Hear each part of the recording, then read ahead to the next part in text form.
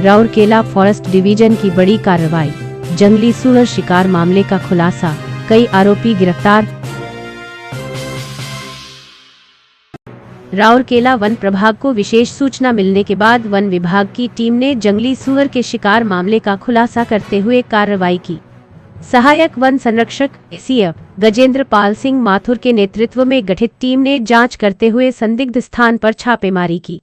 तलाशी के दौरान एक आरोपी फतेह सिंह सरसठ के घर से जंगली सूअर का मांस, बाल, खाल तथा शिकार में इस्तेमाल किए गए फंदे और अन्य उपकरण बरामद किए गए।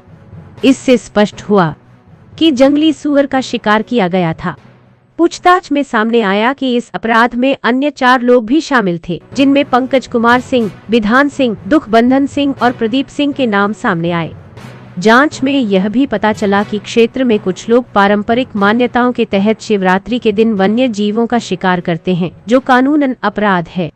वन विभाग ने सभी आरोपियों के खिलाफ वन्यजीव संरक्षण अधिनियम के तहत मामला दर्ज कर उन्हें गिरफ्तार कर लिया और आगे की कार्रवाई के लिए न्यायालय में पेश किया। इस कार्रवाई में पानपोष रेंज के वन कर्मियों सहित कई अधिकारियों और कर्मचारियों ने सहयोग किया। मामले की विस्तृत जांच जारी है। 27 गोटी wild animal most prominently available अच्छी, तो से वाइल्ड बोर आपंकर जोटा कि पूर्ण मात्रा अच्छा, तो ताकू आमर जो शिवरात्रि नॉर्मली शिवरात्रि समय गाँ लोक मैंने सब शिकार करने जाती, शिकार भी करती। तो या आखि आगे रखिकी आम आमर वाच रे रखिले स्टाफ माने।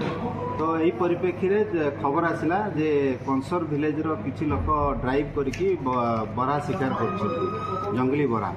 तो से आम जड़े फाते सिंह कंसर विलेज घरे आम प्रथम रेड करूँ।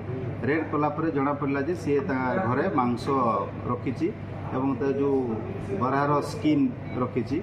तो ताकू आधार करके आम प्रथम ताकू आम हेफाजत को आनी फर्दर इंटरोगेशन कलापर आउ 4 जन को आम हेफाजत को आणलु। इंटरोगेशन कलापर से कन्फेन्स कले जे ये से जंगली बारहा शिकार करछंती। आमर जो पाखरे सोना पर्वत रिजर्व फॉरेस्ट अच्छी से रिजर्व फॉरेस्ट से।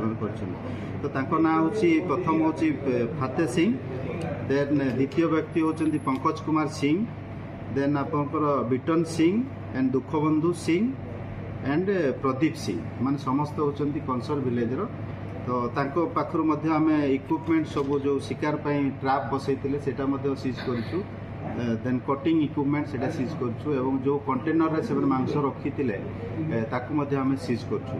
तो हमर जेतु वाइल्ड लाइफ प्रोटेक्शन एक्ट रो प्रोविजन अछि सेक्शन 9 से धारा रे आमे तांको वर्तमान अरेस्ट करछु। तत्सहित सेक्शन 39 बी एंड डी सेथरे मध्ये तांको आमे जेहेतु भाइलेसन होती अरेस्ट करके आज आम कोर्ट फरवर्ड करने व्यवस्था कर बाहर किसी बिक्री चालान ना सीटा फर्दर आम इन्वेस्टिगेशन चली अन्य क्या कहीं बारा मिनिमम पाखापाखि 70-80 केजी हो मांस। तो कौट कौट बिक्री करते